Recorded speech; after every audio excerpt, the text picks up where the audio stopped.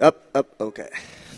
Good afternoon, everyone. Thanks for the few of y'all who have stuck around. We really appreciate it. We're sorry about the delays, but obviously Orange Man had to do his thing. So I'm super pleased to be joined here on stage by some Bitcoin innovators, Lightning innovators, people who have been in the space, building much needed infrastructure for many years already. And obviously, we have Mr. Tadge here, who essentially is one of the originator of the Lightning protocol, so deserves really, well, maybe a round of applause, but not necessarily really. We have Graham, who is the Chief Executive Officer at Voltage, and we have Jesse at Amboss. Jesse, congratulations. I want to bring up, you had a great announcement today. You guys are launching a new Lightning wallet, so I'm sure we're all excited to check that out. So I would like to kick things off by just discussing, I mean, it feels to me like Bitcoin for perhaps but not Bitcoin, sorry, but Lightning for perhaps the first time in at least a couple of years has sort of come into this conference as perhaps a bit of an underdog. We know that it's kind of like taken a backseat to a lot of the hype and speculation and excitement about new layer 2s. But in the reality behind the scene, there's been sort of like massive improvements to the Lightning infrastructure. Anyone really who's used Lightning over the last year has seen how much of a difference it's been. It's really night and day compared to the early days. So I'd like to just start off by getting some of your thoughts on, the general state of the Lightning Network and some of perhaps, the nice breakthroughs that you've seen, how perhaps, liquidity has evolved over the last couple of years around the network, and just general thoughts around this. I mean, my favorite is probably a lot of the splicing stuff. We got a mic off. Hello? Can you hear me? Sorry. Okay. Closer. Yeah, there's a lot of cool improvements. I think one of the most exciting, is splicing, where, a lot of people might have thought you had these capabilities, but you have to actually, build them out. And so now you can say, I have a channel, I want to put more Bitcoin in it or take Bitcoin out of it. And so to, really integrate on-chain and off-chain transactions a lot better. And so that's very helpful for, because I'm sure if people have used Lightning, it's a little frustrating, or has been. Like, wait, I want to move this here. And so it's, having the spec with, cooperative channel creation and splicing is just makes things a lot easier for people. So that one I really like.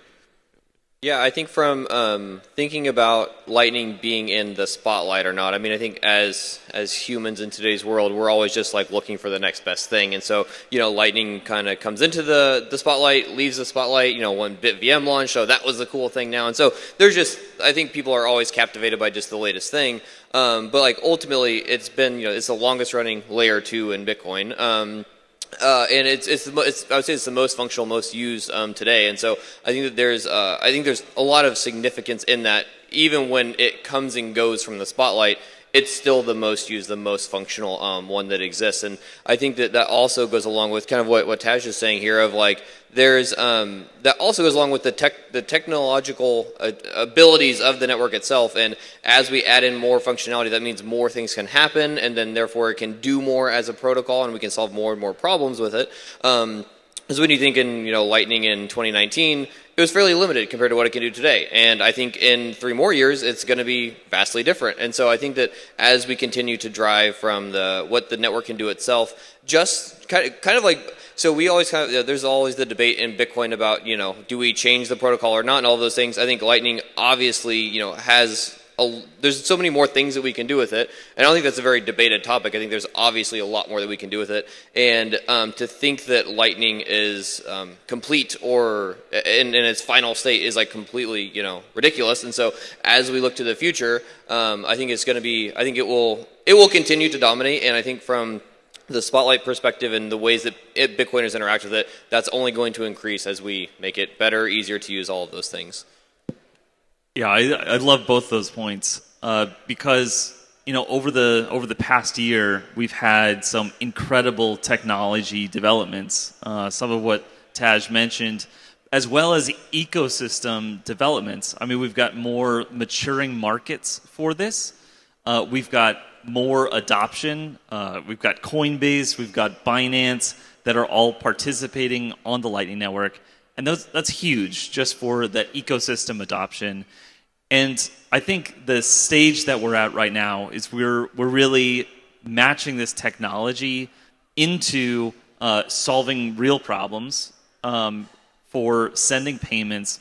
And I mean, just like looking to MicroStrategy for like corporate adoption of bringing Bitcoin to the treasury, and like thinking about now that you've got your board that bought into Bitcoin, literally. Now we're at the next phase where we're going to start solving some of the B2B payments issues. And how are you going to do all that cross-border settlement? How is it going to work in the existing frameworks that you've developed as a business, as an enterprise?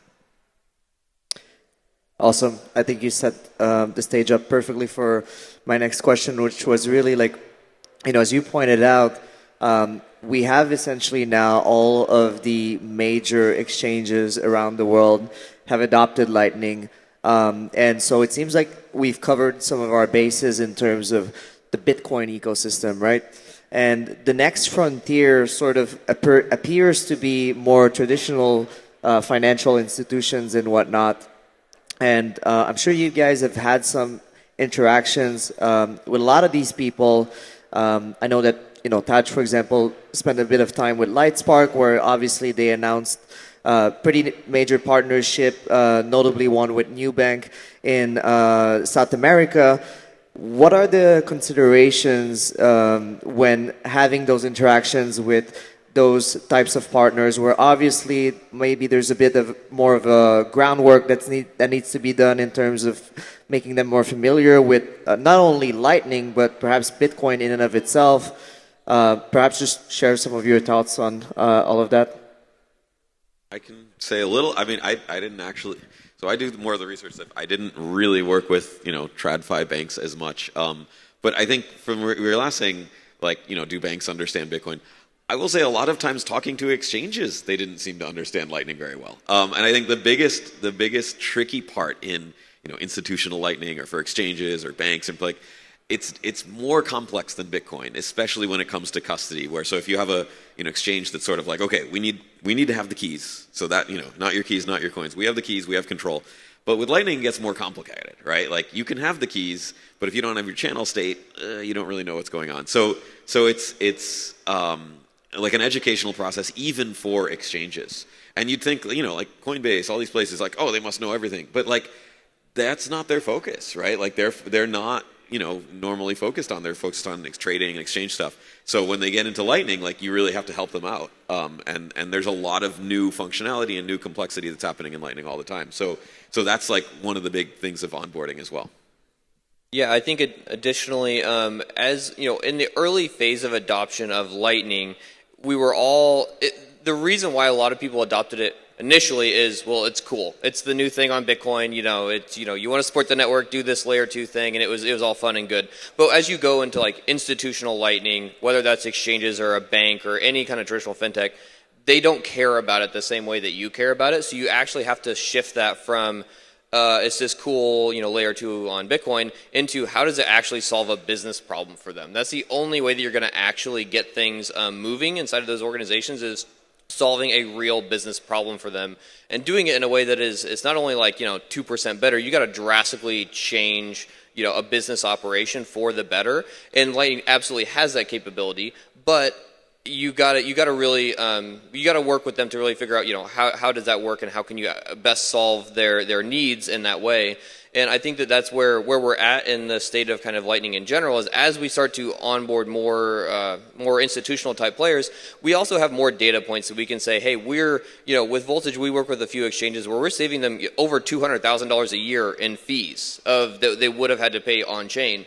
So that's a kind of like business metric where that makes sense, where that actually helps them in their operations. And so we've started to move, and it's going to continue to be important, where we're not just telling them to integrate Lightning because it's cool and we like it. You got to solve the real business problems, and I think that we're doing that, and there's a lot more that can go into that too. Yeah, great points. I think like what does enterprise need to know about Lightning really is that Lightning gives Bitcoin superpowers. I mean, it gives it connectivity. It allows it to scale, and it allows them to reach new customers and new business lines. So basically, I think when I have conversations with enterprises, I think most of them are asking how many Lightning users, how many transactions, which those, of course we care about these data points, and we're getting global adoption of this new payment system, and so of course we expect those numbers to rise as we start to continue to match this technology to solving real problems. But what they do understand today is that the Lightning user experience is incredible when you actually get it, when you make it work. You actually have instant settlement. You don't have to trust anyone. It just works, and it's a magical thing. Great answers, guys. I want to ask because, obviously, I think one of the major theme, perhaps, of this conference, giving sort of like the political backdrop that we're into, is some of the regulatory discussions around Bitcoin technologies in general, whether it be Lightning or really anything involved with Bitcoin companies. We had the unfortunate event of the prosecution of the Samurai developers earlier this year, and this has had quite an impact on the industry as a whole. Is sort of like the regulatory uncertainty around technologies like Lightning still a big sticking point in terms of the potential adoption from some of these institutional players? I'll be take that first. It's always as you look at traditional finance or anything, those are always considerations. They have to be, especially a publicly traded company, they have very strict requirements on what they can do and can't do and all those things.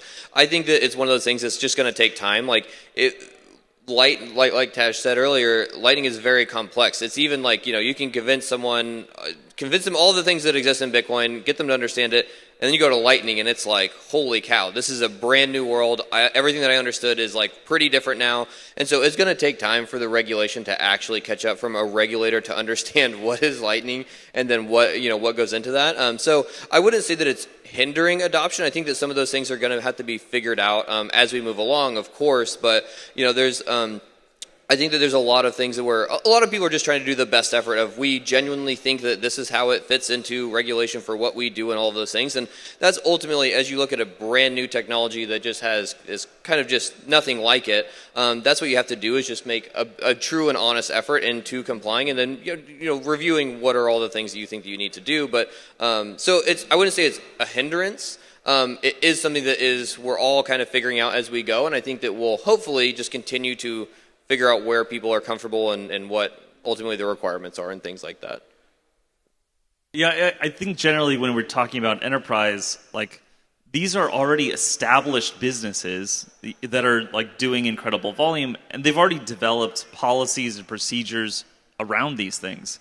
And so I think the big question there is just like, now that you're adopting this, new, better, faster money technology, like, how's it going to fit into your framework? And can you apply those same policies that you've already developed for your business? We don't need to reinvent the wheel. And I think generally we would ask the same thing as regulators. I know, like, Bitcoin Policy Institute has really been pushing for considering Bitcoin, just like cash. I mean, businesses accept cash. It's not something new. I mean, when someone shows up with truckloads of something, you might ask more questions. And that's part of like your existing policies. You don't have to create something new, but you do have to incorporate this technology into how your business already functions. Yeah, I think my perspective is more from like, the development side of, research, how to make these new protocol things in Lightning.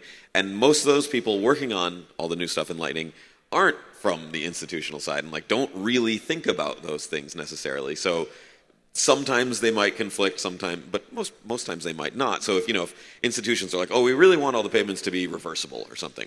Well, yeah, that's not what we're putting in the Lightning protocol.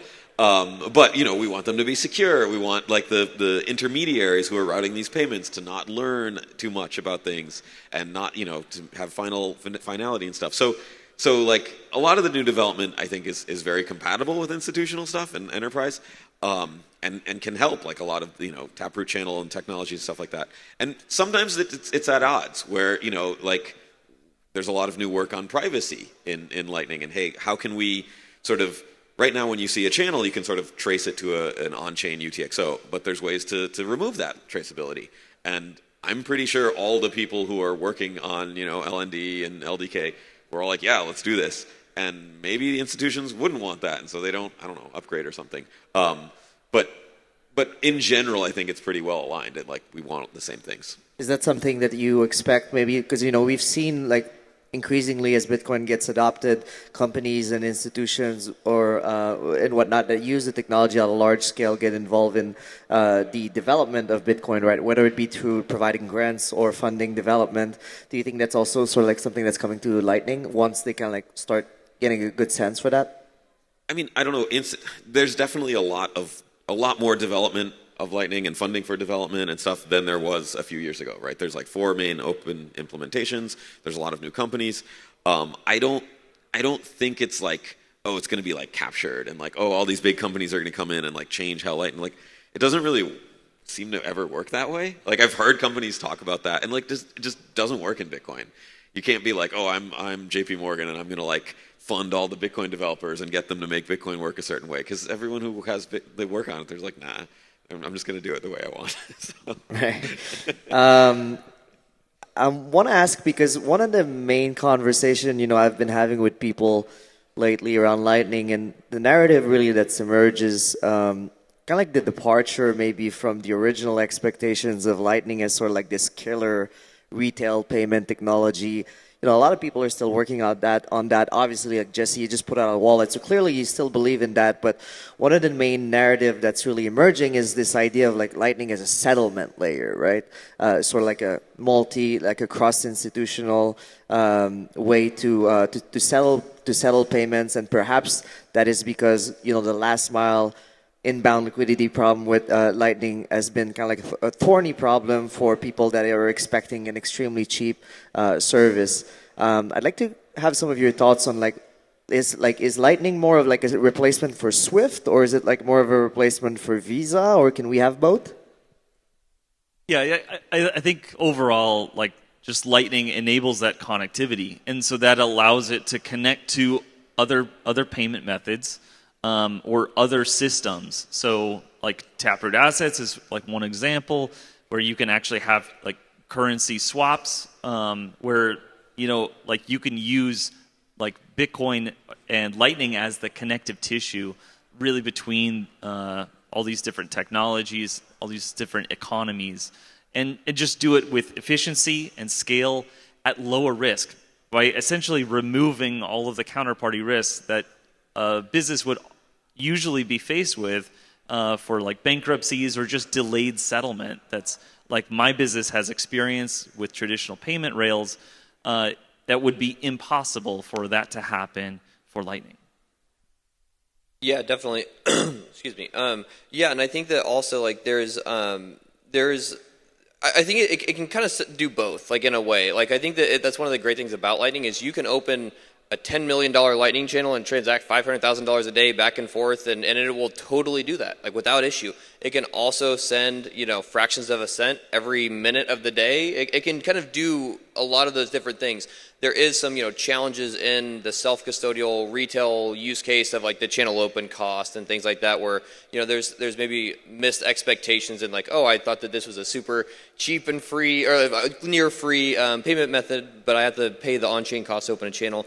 There's some challenges around that I think there's also some protocol things that could make that a lot easier too. But ultimately, I think that's one of the great things about it is it can kind of do both. And I think that a big institution can do these large cross-border settlements via Lightning, and then you can also pay for your coffee with it. And it doesn't have to be one or the other. And I think that that's also something that's been talked about a little bit of. Kind of the idea of like a segregated Lightning network where maybe there's like a lot more retail nodes over here, but then if like, JP Morgan and Citi are going to have their own nodes and they only connect to each other and they don't connect to anyone else that they don't approve of.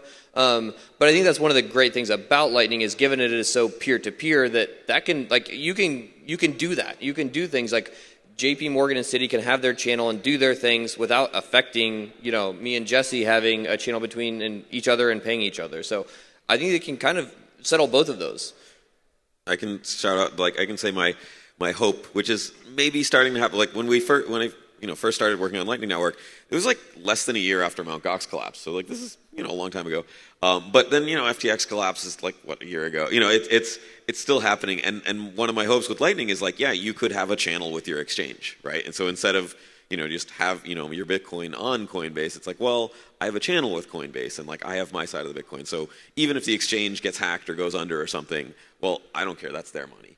And I think we're still not there, but it's like, we're getting there. We like the exchanges are on board and then they can start doing that and like offering that to people. And that's like another whole thing that may not have anything to do with payments, right? It's just like right now, instead of like you wire money to the exchange, buy some Bitcoins, let it sit there, you do that, but it's in your channel. So like you have custody. And I hope that happens pretty soon. So. Awesome. Unfortunately, it's looking like pretty much the only time that we had. I'm going to squeeze in one last question, just maybe to get a bit of perspective on some of the optimism that you have. Maybe let you guys free to discuss maybe technical improvements and whatnot. What are you guys looking forward in terms of improvement to this technology? I can say, okay, so this is a medium term. For institutional stuff, I think institutions really want multi-sig. Right? They're always like, I want 2 of 3, 5 of 6, whatever. That's hard to do in Lightning. Lightning itself is multi-sig, but it is possible, and there's like, really good, interesting research directions of like, okay, I want sort of nested frost in MuSig too. So like, I'm running 3 nodes, and then 2 of them come to consensus, and then, but from the other side, it doesn't look like that. It just looks like their Lightning node. This is doable. It's going to be a lot of work engineering it, but I think that will really unlock a lot of institutions to be like, ooh, yes, this is what we want. We have these like multi-sig requirements. We don't want it all the money on one key. And so it's definitely possible. We know, like, we have the math worked out, we have the paper, but it's going to be a lot of programming. So I don't want to say it's going to happen this year, maybe next year, maybe the year after. It's a lot of work, but fun to work on. Great opportunity to contribute to open source, add multi-sig to Lightning.